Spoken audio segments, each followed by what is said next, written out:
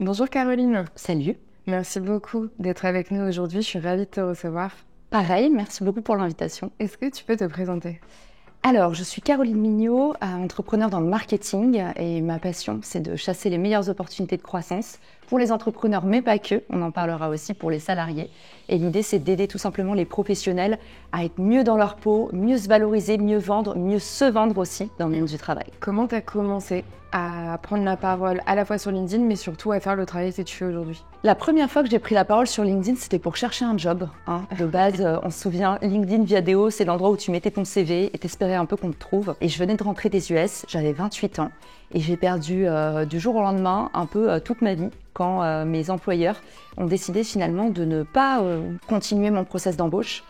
J'avais déjà signé ma promesse, on était en pleine démarche de visa.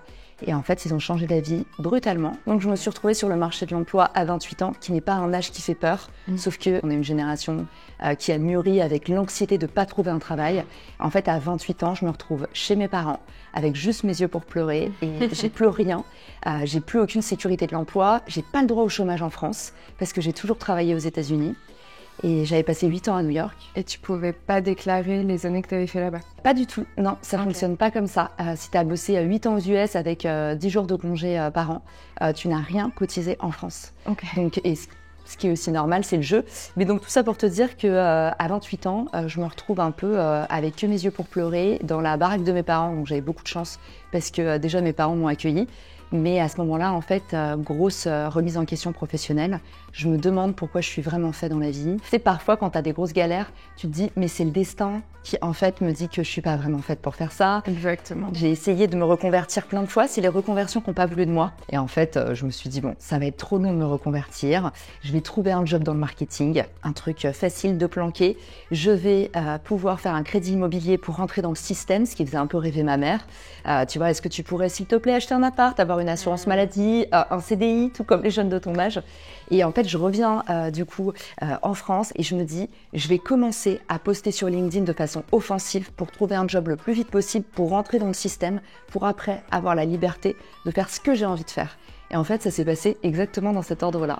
Ok, et comment t'as fait? T'as déposé ton CV et t'as attendu d'avoir des réponses ou est-ce que t'avais mis un petit peu plus de créativité dans ta démarche? J'ai mis tout de suite plus de créativité parce qu'en fait, au mois de juillet, t'es obligé d'avoir de la créativité pour trouver un taf.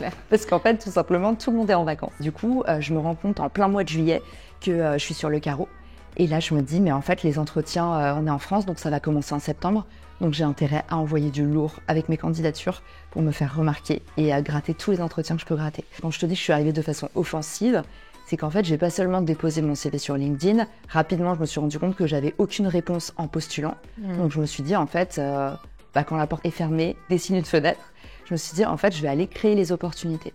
Et c'est déjà ce que je faisais aux US, où tout le monde me disait « Mais Caro, comment t'as fait pour trouver autant de jobs pendant 8 ans aux US ?» Et je disais, en fait, je bombardais avec des automatisations qui tournaient toute la nuit et qui envoyaient mon CV avec juste un petit message qui disait Bonjour, je suis Caroline Mignot, j'adore votre société et j'ai plein d'idées pour votre marque. Avez-vous 15 minutes pour en discuter ?» Et en fait, ça me permettait de déclencher des entretiens. Et à chaque fois, en fait, je préparais juste l'étape d'après. Donc, dès que j'avais un entretien, j'étais là, ok, c'est quelle marque? Je découvrais la marque, je pensais le truc, mais c'est un peu stratégie du désespoir. Mais en fait, ça marche. Et ça avait marché aux États-Unis. Et je me suis dit, en fait, je vais faire la même chose en France. La version LinkedIn, c'est t'ajoutes toutes les personnes qui ont un titre de poste, soit dans ce que tu veux être, soit prescripteur de ce que tu veux être. C'est-à-dire, en gros, pour moi, c'était soit les Chief Marketing Officer, soit les RH. Donc, les personnes qui vont prescrire des profils au CMO pour recruter. Et la deuxième chose, c'est commencer à créer un petit peu du contenu autour de ce que tu fais pour non seulement être dans la démarche de prospecter, aller chercher les autres, mais aussi en fait que quand les autres arrivent sur ton profil, ils ne soient pas face à un trou béant, à rien, ou quelqu'un pire qui a des trous sur le CV. C'est un peu la grosse angoisse des recruteurs en France. Je pense de moins en moins, heureusement. Mais l'empreinte américaine, c'est qu'on adore les thrivers, c'est les gens qui ont galéré, les profils atypiques. Et en fait, en France, un profil atypique, c'est instable. Effectivement. Cette personne a un problème, elle est un peu incasable. Donc du coup, à ce moment-là, je fais un gros travail de refonte où en fait, je documente tout ce que j'ai fait. Et d'ailleurs, si tu vas sur mon profil LinkedIn, c'est encore valable aujourd'hui. Tu verras que toutes mes expériences, j'ai documenté avec des médias. Quand je disais, par exemple, je m'occupais des relations presse de telle marque, je mettais tous les press kits, tout ce que j'avais fait, les recommandations. Donc en fait, à ce moment-là, je vais chercher des jobs, j'envoie des messages de prospection de façon offensive. Et derrière, quand ils arrivent, il y a un bel espace de conversion qui rassure le recruteur, qui lui explique tout ce que j'ai fait avant. Comme ça, je prépare un peu l'entretien. Et la troisième chose que tu peux faire, mais ça, je pense qu'il faut commencer déjà à avoir pris confiance en soi, c'est commencer aussi à poster sur ton expertise. Et du coup, peut-être raconter ta démarche de recherche d'emploi, ce que tu cherches dans un job, ce que tu as fait dans tes jobs précédents, mais pareil en les illustrant. Et du coup, là, c'est pas seulement optimiser ton profil, c'est aussi créer du contenu associé à ton expertise et tes thématiques. Et là, c'est le combo gagnant. Donc, à ce moment-là, vraiment, ton but, c'est de trouver un emploi que tu trouves. Que je trouve hyper rapidement. Dans une entreprise de transport routier. Donc, hyper improbable. Mais moi, je suis le genre de personne qui choisit un manager plutôt qu'un job, plutôt qu'une marque. Si tu veux, pour être sincère, quand je rentre en France, le retour, il est super difficile parce que les entretiens d'embauche que je passe sont des postes seniors. Et moi, je suis une petite nana qui vient des US et je me retrouve dans des fonctions plutôt masculines puisque c'est des jobs très héroïstes. En général, plus tu es proche du revenu, plus les métiers sont masculins. Effectivement. Et je me retrouve vraiment avec des entretiens d'embauche où je suis face à des boards de 4 mecs qui me regardent, tu vois, un peu comme ça, en mode ok, c'est la petite nana venue des US. Je me sens un peu comme Emily in Paris, je sais pas si je vois très bien. Honnêtement, j'étais pas du tout habillée pareil. J'ai toujours été hyper garçon manqué, donc j'y vais sans aucun effet de style, mais je sens que je suis un peu prise pour une cruche, tu vois. Dans tous les entretiens que je passe pas des bons moments. Et aussi, je suis habituée à la culture américaine qui est hyper polie. Tu vois, tous tes entretiens, en fait, on va jamais te dire frontalement ce qu'on pense de toi, ou pire, le mal qu'on pense de toi. Et les Français, c'est les pros, tu vois, j'ai eu ah oui, mais vous m'avez l'air touche à tout, mais vous savez ce qu'on dit, touche à tout, touche à rien. Voilà, et tu vois, en fait, je me dis, mais c'est trop bizarre. Parfois, il y a des entretiens que je passe où je me dis, mais il y a des caméras cachées, c'est pas possible. Et t'en as fait combien des comme ça? Déjà, dis-toi, il y a un employeur qui m'a fait passer 11 entretiens. Pardon? C'était un gros poste, il m'a fait passer 11 entretiens. Qu'est-ce qu'il te faisait faire de plus dans chaque entretien? Parce que je veux bien 2, 3, mais 11? Je vais te raconter l'histoire. Elle est un petit peu longue, mais je pense qu'elle est assez atypique. Je postule pour un job de chef de projet influence. J'avais fait beaucoup de relations influenceurs aux États-Unis et je postule pour cette marque de bijoux qui fait beaucoup de bracelets. Je la citerai pas. Mieux pas. Je la citerai pas, mais comme ça, vous avez la rêve pour certains. En gros, ils me prennent dans le process d'entretien de chef de projet influence. Et ils me disent, Caroline, en fait, on est un peu impressionné par ton profil. On t'adore et on pense qu'il te faut un poste beaucoup plus haut que ça. On va peut-être ouvrir un poste de CEO aux US parce qu'on cherche à lancer la marque aux USA. Là, je me dis, la vie m'a fait un putain de cadeau. Et je me dis, en fait, la vie vient me chercher et me dit, mais Caro, on va te remettre aux US et tu vas rentrer par la grande porte. Donc là, je me dis, revanche sur la vie, tout ça. Je suis trop contente, je reprends confiance en moi. Et en fait, d'entretien en entretien, ils me prennent de plus en plus d'informations. Mon dernier job, je créais une marque de bijoux aux États-Unis. Et tu sens la douille arriver? Ouais, totalement. Moi, pas du tout, parce qu'à ce moment-là, en fait, je passe tellement d'entretiens que je me dis, mais en fait, ils n'ont pas de temps à perdre. Surtout que je passe des entretiens avec des gros mecs. Mais du coup, plus je passe les entretiens, donc on va dire 5e, 6e entretien, ils commencent à me donner des devoirs.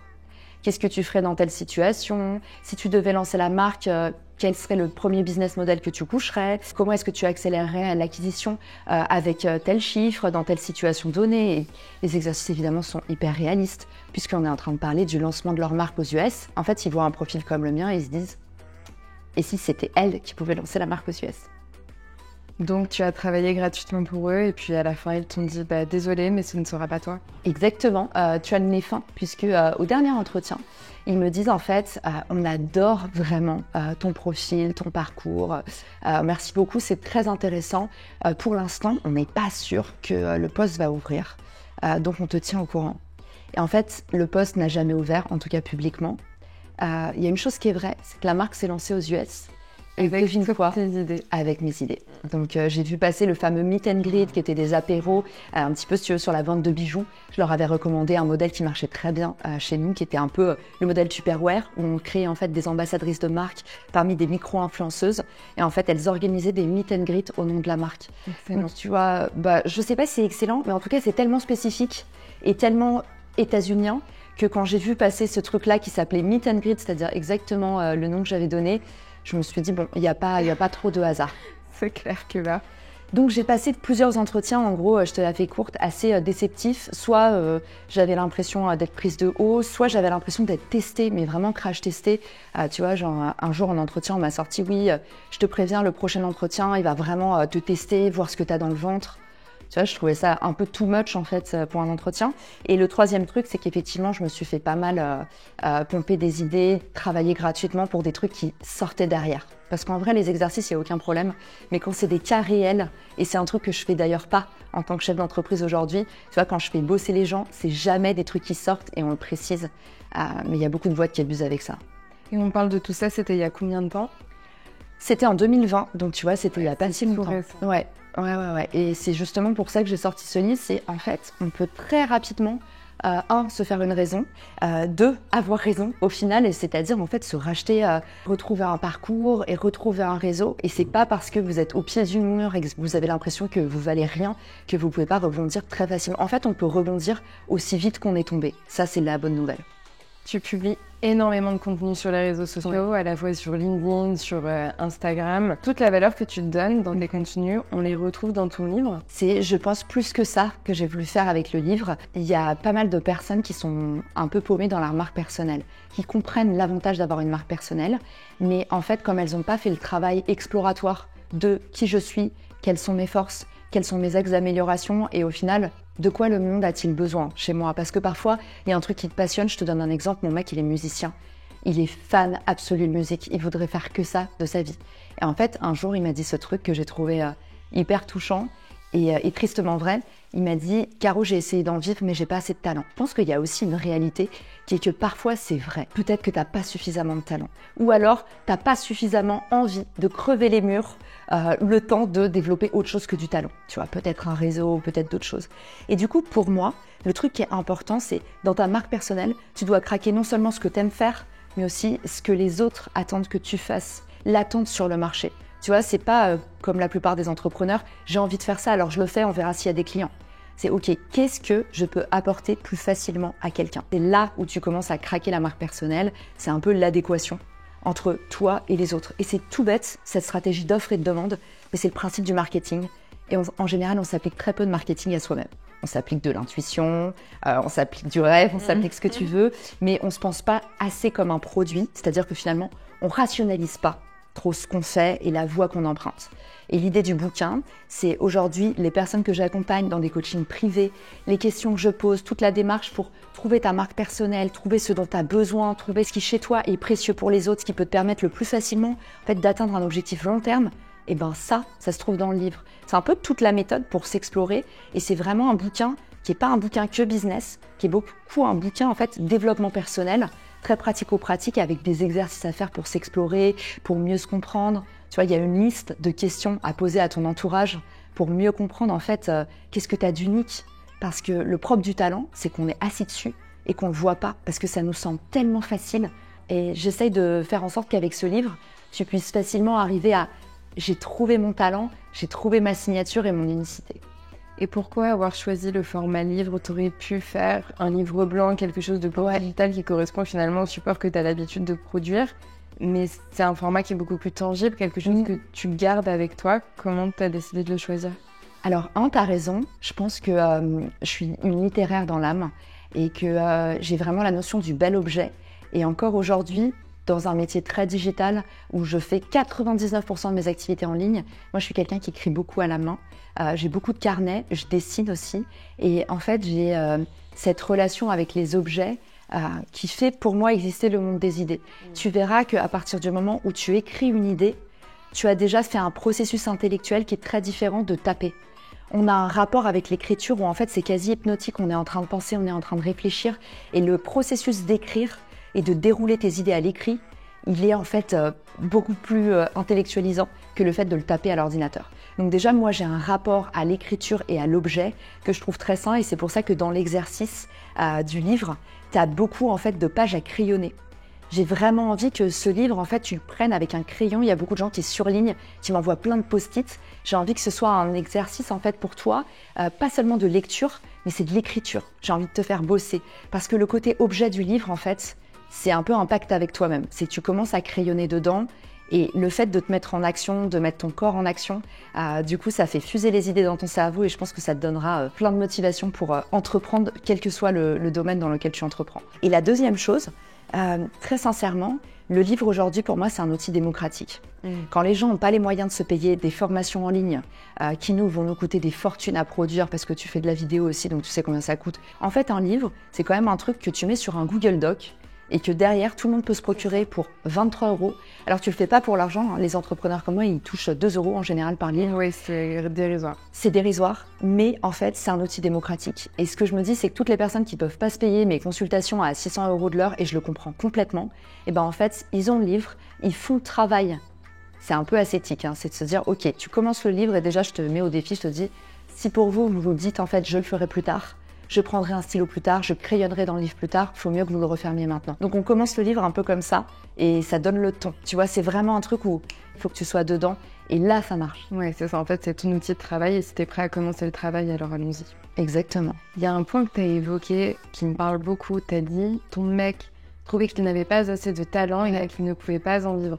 Ça demande d'être sacrément humble que de penser comme ça.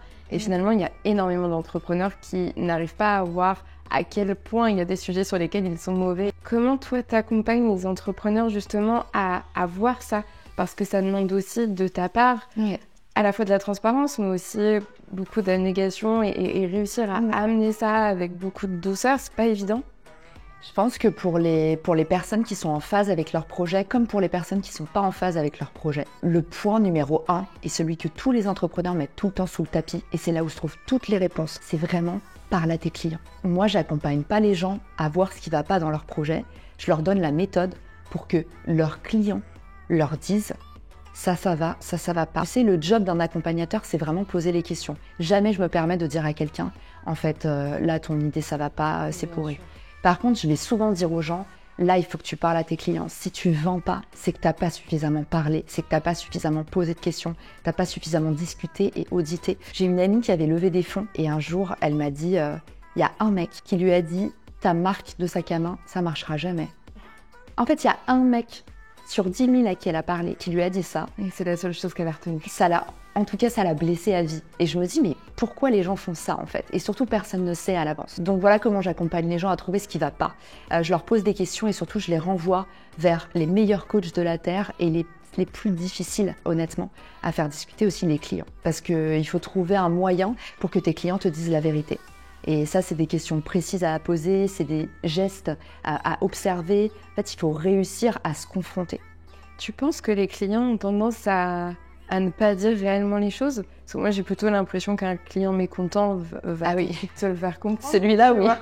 Mais tu penses qu'un client satisfait aussi omet des choses? Je pense qu'un client mécontent, t'as raison, il va tout de suite... D'ailleurs, c'est pour ça que je dis toujours, un client mécontent est un putain de cadeau. Ouais. Vraiment, un client mécontent te fait la liste de tout ce qui ne va pas dans ta boîte et qui va faire que tes clients contents vont être encore plus heureux la prochaine fois. Donc, il faut vraiment le voir comme ça. Le mauvais avis, c'est un cadeau aussi. Par contre, aujourd'hui, le principal problème qu'ont les entrepreneurs, c'est que quand ils sont face à un prospect ou un client, ils vont les orienter. Et on l'a tous fait, ce truc de genre, est-ce que tu serais prêt à payer pour un service qui t'apporte plus de visibilité?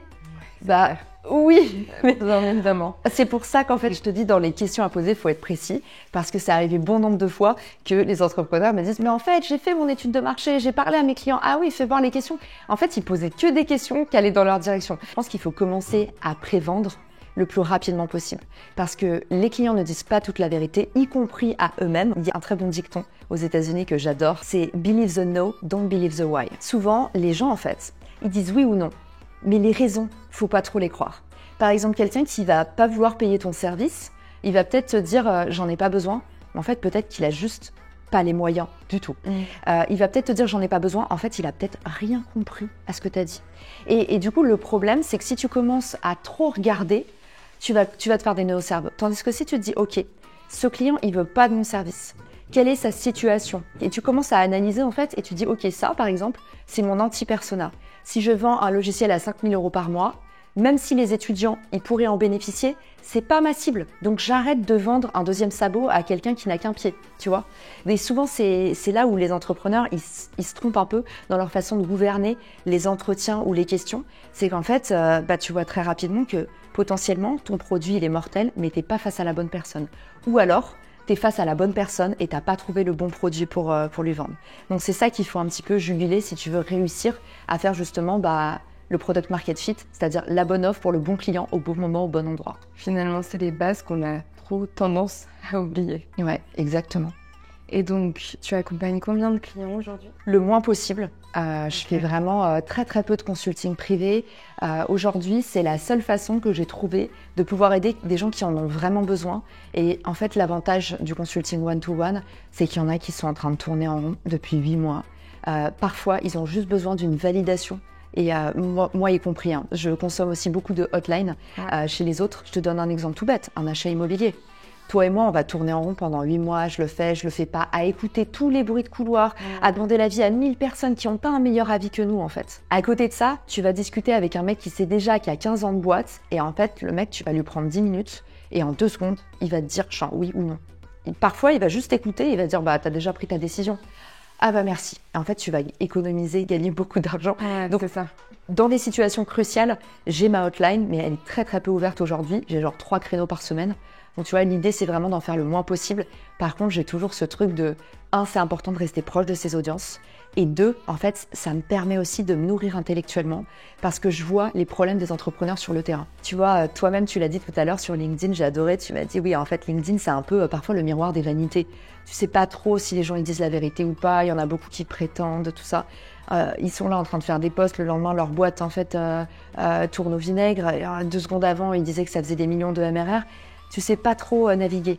Là, c'est intéressant parce que j'ai plein de personnes, tu vois, qui viennent me voir et qui ont bragué, oui, ma newsletter est sortie, oui, j'ai eu tout ça. Et à côté, ils viennent me voir et me disent, Caro, j'ai pas de revenus. Je monétise rien. Et c'est intéressant de voir la réalité sur le terrain, justement, sans phare. Et c'est mon vrai métier de marketeuse et ce que j'aime aussi vraiment faire, genre aider les gens viscéralement dans leur croissance, pas seulement à faire des vues, à faire des ronds, à vraiment dénouer des vrais problèmes parfois complexes. C'est un vrai sujet, ça, les vanity metrics, où en fait, t'as plein de vues, plein de likes, plein de commentaires. Ouais. Mais derrière, on n'a pas de vue du tout sur la rentabilité de ces posts aussi, des newsletters, etc. Ouais. Et on se rend compte, en parlant avec d'autres entrepreneurs, qu'effectivement, c'est un sujet, mais qui est à la fois tabou et en même temps où il y a des vraies problématiques de rentabilité. Et toi, qui as énormément d'expérience sur ce sujet, parce que tu crées beaucoup de contenu, tu arrives à les orienter pour réussir à monétiser leur contenu? En fait, j'ai fait ces erreurs-là. Évidemment. Moi, je crois que c'est ma 4e année de LinkedIn. J'ai fait ces erreurs. J'ai fait ces erreurs de lancer ma première boîte et en fait avoir un maximum de vues, un maximum de traction. Et oui, tu fais de l'acquisition.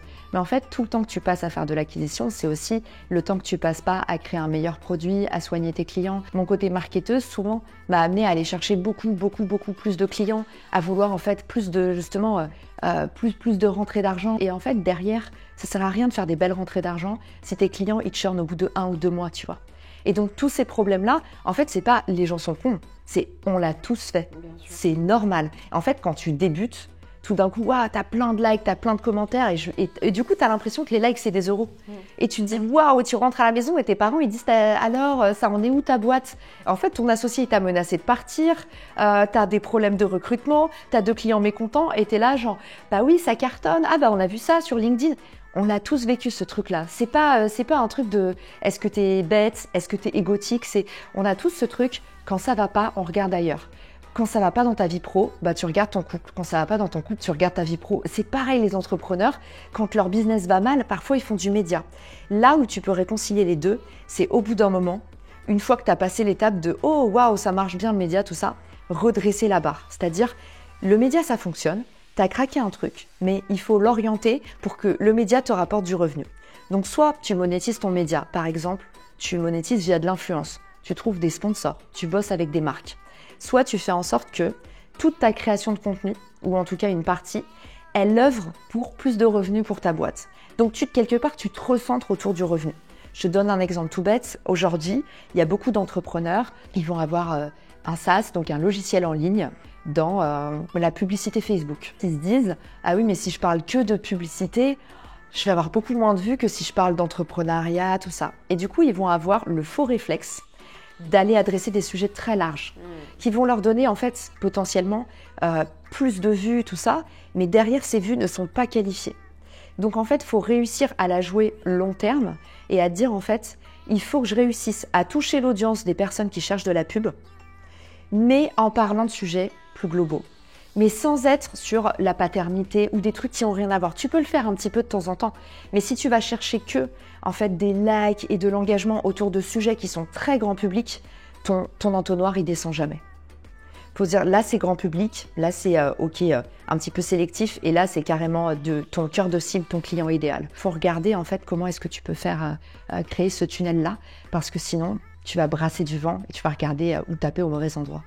Donc, la bonne stratégie, ce serait quoi? Ce serait mélanger à la fois du personal branding un peu pur, où tu vas raconter ta vie pour faire de l'attraction, et ensuite, tu fais des sujets beaucoup plus spécifiques sur ton domaine d'activité? Alors, je serais un petit peu moins racoleuse que ça. Mais je suis d'accord avec toi, c'est parce que de l'extérieur, c'est vraiment, voilà, les posts, on raconte sa vie, le storytelling. Moi, je vais vraiment chercher qu'est-ce que les gens, ils ont envie de raconter. Et en général, la première question que je pose à un entrepreneur, c'est quel est le sujet sur lequel tu peux parler sans t'arrêter. Il y a une autre version que j'aime beaucoup aussi, quand tu cherches ce pourquoi tu as vraiment envie de te battre dans la vie ou le job de tes rêves, c'est qu'est-ce que tu pourrais faire sans être payé et où tu ne vois jamais le temps passer. Mais du coup, ça m'amène quand même une question, c'est que ça peut être ultra différent de ton business, tu vois. Typiquement, tu parlais de ton copain qui est musicien, je sais pas ce qu'il fait comme travail, mais ça n'a rien à voir avec sa profession. J'imagine qu'il peut parler des heures de musique, mais s'il en parle des heures et que ça n'a rien à voir avec ce qu'il fait, comment tu lis les deux? C'est une très bonne question. Alors déjà, il est passionné de musique, mais aussi d'autres choses, de technologie, de design, de plein d'autres choses. Donc il peut, quand tu lui parles justement de tous ces sujets, moi en fait, je cherche les singularités chez les gens. J'essaye de détecter les rugosités dont je parle dans le livre. Je dis, les rugosités sont un trésor, et ce que vous essayez de cacher, c'est bientôt ce que tout le monde viendra chercher. Ça, j'y tiens très fort à ce message du livre, parce que souvent, en fait, justement, on se dit « Ah, le personal branding, c'est raconter sa vie ». Non, c'est pas raconter sa vie. C'est aller chercher les choses chez toi qui font ton unicité. Le parcours de Arnaud, mon conjoint, il est intéressant parce que c'est un entrepreneur qui s'est fait tout seul, sans avoir le bac, avec 3 gamins. Il a été père à 21 ans. Il était passionné de musique, mais il n'avait pas assez de talent pour en vivre. Et du coup, il est devenu entrepreneur. Il a fait plein de jobs. Il a travaillé dans l'image, il a été photographe. Après, il a été un petit peu réalisateur. Après, il a lancé une agence de publicité. Il a fait 15 ans dans le média. Et aujourd'hui, on a une agence d'influence ensemble. En fait, c'est ça, pour faire sa marque personnelle, je vais aller dans un shaker, mettre toutes les choses qui chez lui créent de l'émotion, font réagir. Je veux pas juste que Arnaud, il se réveille et il se dise « Ok, qu'est-ce que je vais bien pouvoir raconter sur LinkedIn ?» Non, je cherche ce que les gens ont vraiment d'intéressant à dire. Et je cherche un peu les rôles modèles du futur. Les sujets sur lesquels on n'a pas encore beaucoup pris la parole. Tu vois, un truc tout bête. Dans mon métier, je suis pas censée parler d'hyperactivité. Mais en fait, plus le temps passe, plus je documente le fait que je suis hyper active, et du coup, ça m'a amené dans ma carrière à être une touche à tout, et ça m'a amené dans l'entrepreneuriat à être aussi une multi-business, et ça touche plein de gens, Steph. C'est des sujets qui vont créer du lien avec les gens et qui vont créer les rôles modèles de demain. Les rôles modèles de demain, c'est « Ah ok, elle a réussi en étant pas tout à fait comme les modèles que j'ai vus avec lesquels j'ai grandi. Bah en fait, je peux faire ça. » Et c'est ça que je trouve puissant. En fait, on en revient toujours à cet aspect de transparence et d'honnêteté, tout le temps. Oui, transparence à fond, il faut faire attention jusqu'où. Parce que justement, parfois, en fait, c'est un peu le piège du personal branding. C'est que souvent, les gens vont avoir l'impression limite que tu es leur jouet. Et ça, les influenceurs ou les entrepreneurs qui font du building public, en tout cas toutes les personnalités visibles, en souffrent beaucoup. Typiquement, ce truc de transparence, c'est à la fois le remède et le poison.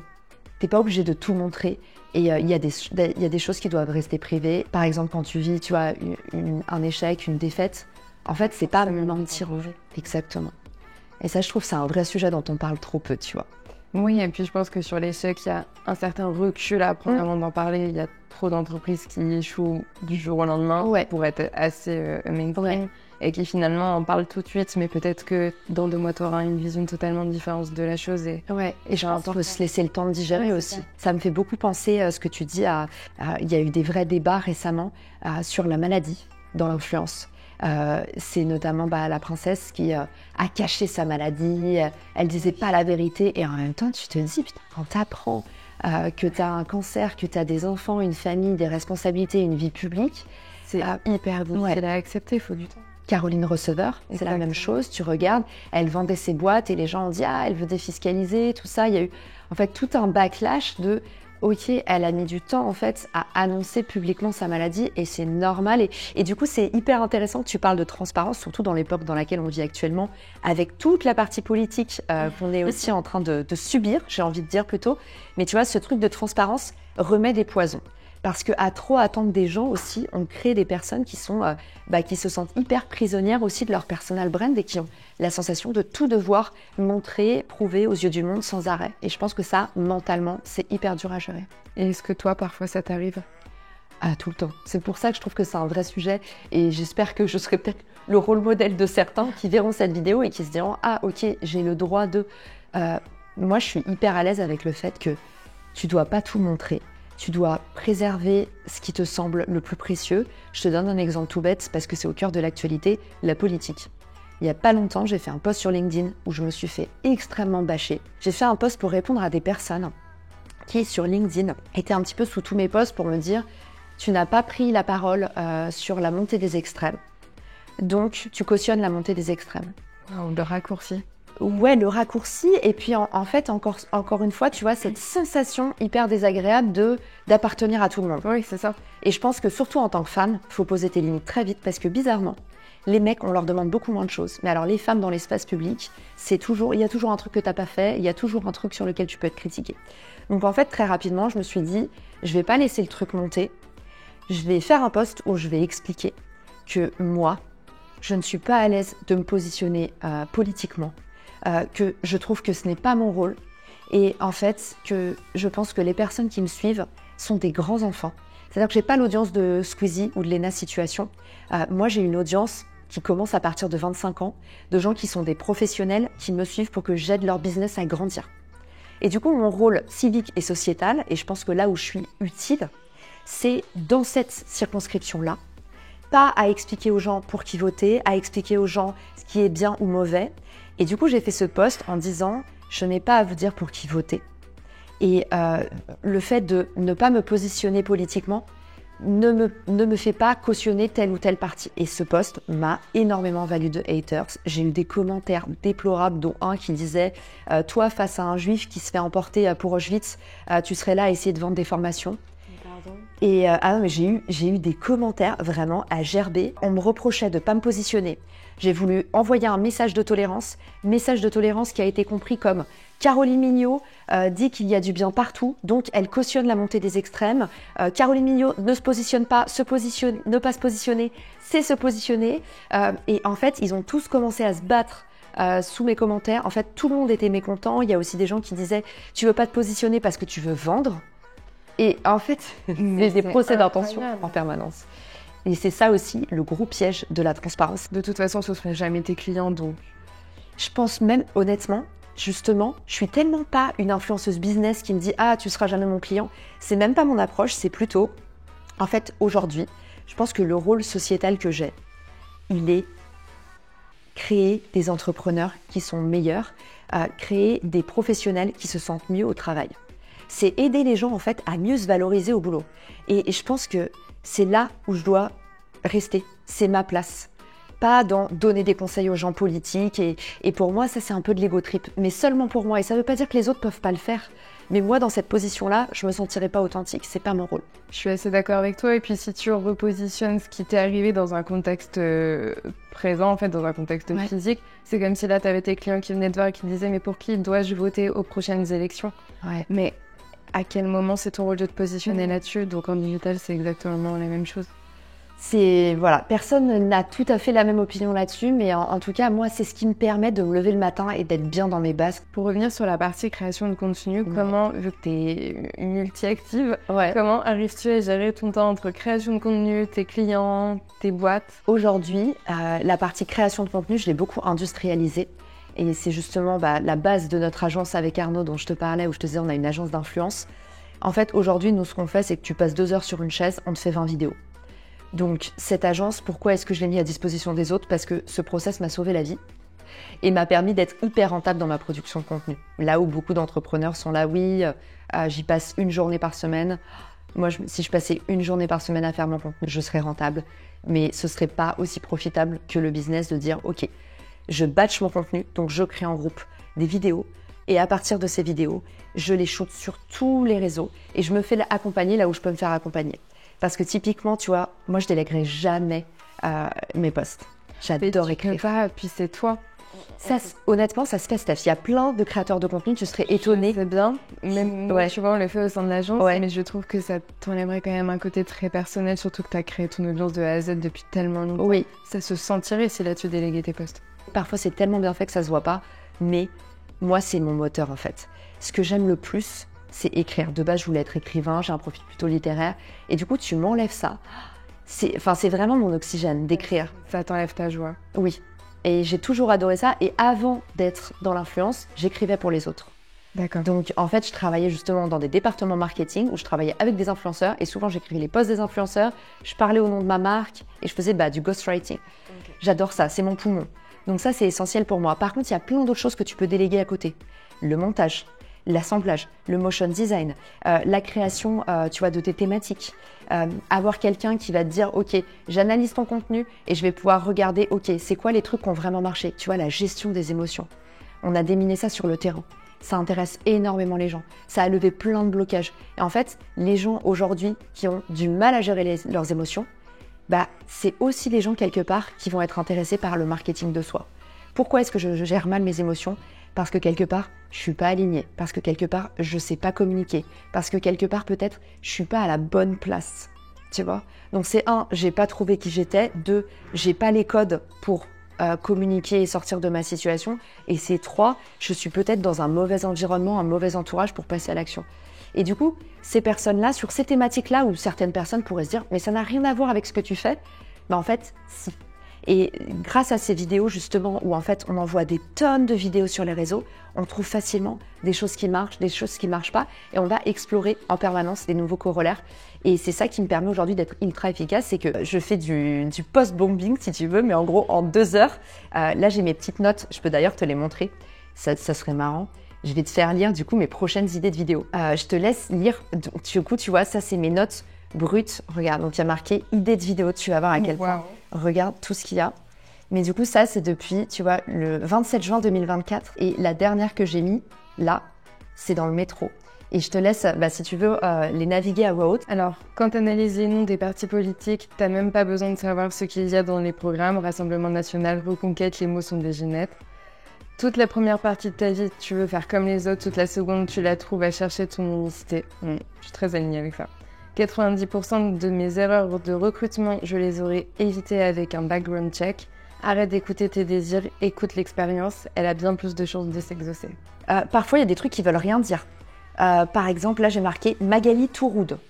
Je sais plus ce que c'est un bouquin, un truc, je sais pas. J'ai que des paroles rapportées, des petites punchlines, mais je sais que j'ai attrapé une émotion.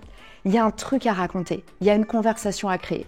Et du coup, c'est comme ça que je fais ma partie idéation. Et du coup, après, je vais au studio. Et ça, je le donne à Clément, mon associé qui est réalisateur.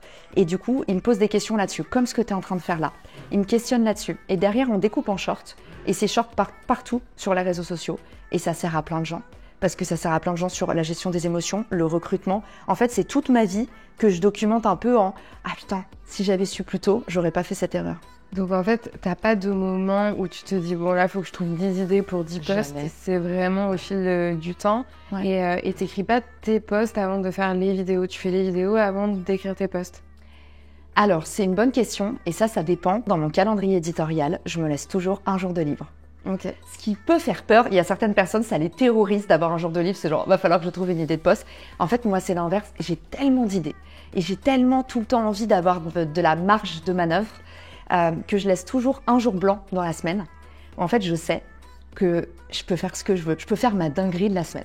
Tu vois, je te donne un exemple. Hier, j'ai posté sur la maison des créateurs. On a emmené nos créateurs à l'agence personnelle, donc on présente des talents qui sont en général dans le B2B, mais qui sont des influenceurs business.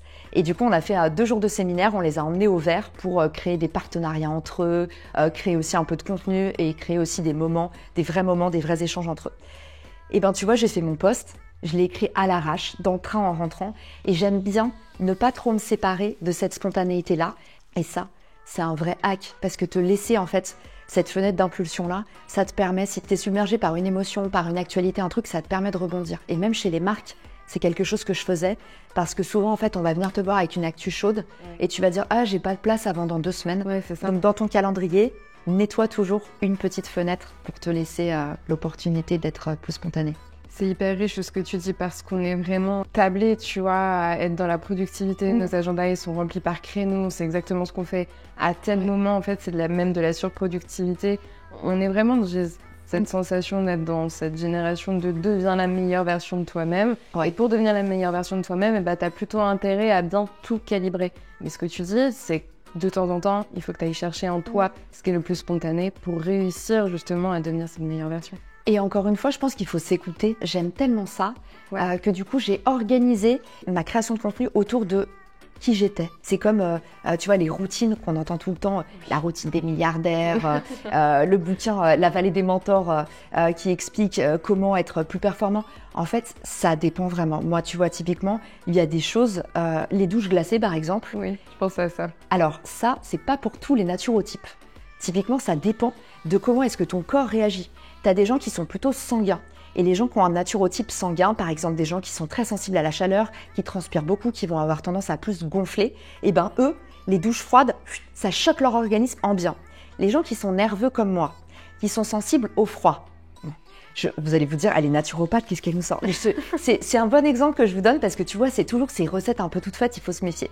Les gens qui sont plutôt sensibles au froid, qui vont avoir tendance à se creuser avec l'âge, ça, c'est des profils plutôt nerveux. Nous, si tu nous envoies une douche froide, notre cerveau, il part en mode SOS, il frise tout. Et en fait, on est pratiquement incapable de réfléchir après. Et tu vois, ces recettes toutes faites, c'est pareil dans la création de contenu. Peut-être qu'il y a des gens qui vont pas être à l'aise pour, par exemple, créer du contenu en batch. Moi, je sais que je suis nulle en multitâche parce que j'ai des problèmes de concentration. Et du coup, autant, si je me mets 2 heures sur un truc, j'arrive à avoir le flow et je vais être capable de produire. Autant je suis incapable de faire un post à droite, un post à gauche. Donc, j'ai vraiment regardé, ok, qu'est-ce qui me fait du bien? Qu'est-ce qui me rend productive? C'est quand les périodes où j'arrive le plus à faire cette tâche et je m'organise en fonction. Il faut vraiment comprendre qui tu es et à partir de qui tu es, composer autour de toi et pas des recettes que tu lis à droite à gauche. Encore une fois, c'est tellement naturel et pourtant on s'écoute jamais. Ouais, je pense que c'est vraiment, on se fait pas confiance. Et tu as dit quelque chose de très intéressant. Tu as dit pour tes clients, avec votre agence d'influence, en 2 heures, vous faites 20 vidéos. Comment tu fais pour faire ça?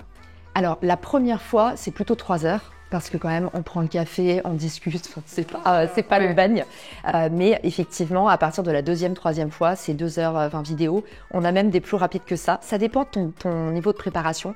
Ce qu'on demande à nos clients, c'est d'avoir ce que je viens de te montrer, c'est-à-dire le carnet à idées. On va même en éditer maintenant.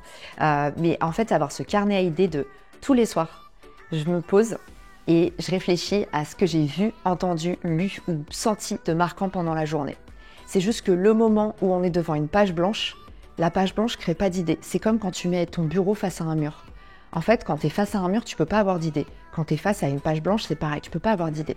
Par contre, dès que tu vas regarder des couleurs, dès que tu vas regarder des visuels, et ben là, ça va naître.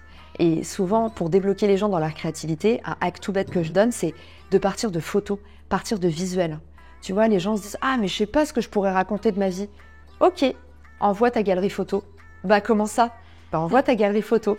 Là, tu vas trouver des trucs à raconter. En fait, à partir du moment où tu as quelque chose devant les yeux, tu peux créer ta matière à créer. Une fois que tu l'as mis dans ton carnet de pensée, nous, on est capable de le modeler pour que sur les réseaux, ça ait la belle forme. Parce qu'en fait, faire des vidéos de 30 secondes, le plus difficile, c'est comme quand tu dois écrire une punchline. C'est facile d'écrire des tartines, c'est facile de faire des vidéos de 45 minutes, c'est hyper difficile d'exprimer un point de vue en 30 secondes. Et nous, c'est ce qu'on leur apprend à faire. C'est vrai que finalement, c'est beaucoup plus simple dans ce sens-là. De la même façon dont, en fait, pour écrire des posts, c'est beaucoup plus facile de les parler. Moi, je dis beaucoup à mes clients d'utiliser la dictée vocale sur leur téléphone, raconte une histoire, et derrière, en fait, même s'il y a parfois, elle nous fait des dingueries, bah, tu as déjà ton post quasiment préécrit et tu n'as plus qu'à découper. Et tu vas 2 fois plus vite que si tu commençais à écrire. Ah, c'est une super bonne idée, ça. Ça marche hyper bien. J'aimerais te poser une question sur les algorithmes parce qu'on entend beaucoup parler des algos, que si notre post ne fonctionne pas aussi bien que le dernier qu'on a posté, c'est parce qu'il y a eu un changement d'algorithme. Ouais. En fait, on a l'impression qu'il y a des changements d'algo absolument tout le temps, autant sur LinkedIn que sur Instagram. Qu'est-ce que tu en penses ? Alors déjà, je pense que c'est un biais cognitif qui m'éclate chez les humains. C'est le fait que quand il y a un problème, c'est jamais leur faute. Et quand il y a une réussite, c'est grâce à eux. Oui. Et ils l'ont énormément sur les algorithmes, ce biais-là. Et je le vois beaucoup dans mes consultations. Les gens sont là genre... Oui, avant ça marchait, ça cartonnait ce que je faisais sur LinkedIn. Et maintenant, l'algo m'a pris en grippe. Non, si ça marche, c'est grâce à l'algo. Et si ça marche pas, c'est grâce à l'algo aussi. En fait, dans tous les cas, l'algorithme, c'est qu'une somme d'humains qui sont derrière et qui déterminent est-ce que ton post, il mérite de l'attention ou pas. Et derrière, ils vont donner du crédit d'attention. Le crédit d'attention qui pèse hyper lourd, c'est par exemple le partage ou la sauvegarde. Le crédit d'attention qui pèse le moins lourd, c'est le like, parce que c'est un peu automatique. Un autre crédit d'attention qui va peser lourd, c'est les boucles de commentaires. Tu vas réagir plusieurs fois sous le même post, tout ça. Donc en fait, l'algorithme, il pondère tout le crédit d'attention que t'ont attribué les humains.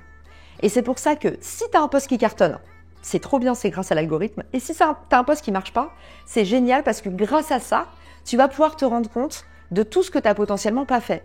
Typiquement, si tu n'as pas de commentaires, c'est que tu n'as pas créé une conversation. Si tu n'as pas suffisamment de vues, c'est que tu n'as pas une bonne accroche. Et en fait, à chaque fois, c'est un symptôme, vraiment un symptôme, une cause. Et du coup, tu vas pouvoir trouver qu'est-ce qui manque à ton post pour que ce soit un carton. Et je te dis honnêtement, c'est aussi facile que ça à détecter. Si tu n'as pas posé de questions, tu auras peu de commentaires. Si tu n'as pas raconté une situation dans laquelle tout le monde se reconnaît, bah, tu n'as pas de like. Et si tu n'as pas de vues, c'est que les gens n'ont pas cliqué sur voir plus. Donc en fait, c'est aussi simple que ça. C'est une science et c'est la science des gens. Qu'est-ce qui intéresse les gens sur les réseaux sociaux ? Pourquoi ils sont là ? Déjà, si tu mets LinkedIn dans le titre de ton accroche, tu vas voir que tu vas tout de suite avoir plus de vues parce que les gens sont sur LinkedIn. Je te donne un exemple tout bête, tu vois, mais comme quoi, en fait, il faut se poser la question de qu'est-ce que les gens ont besoin ? Qu'est-ce qui va intéresser les gens dans mon histoire ?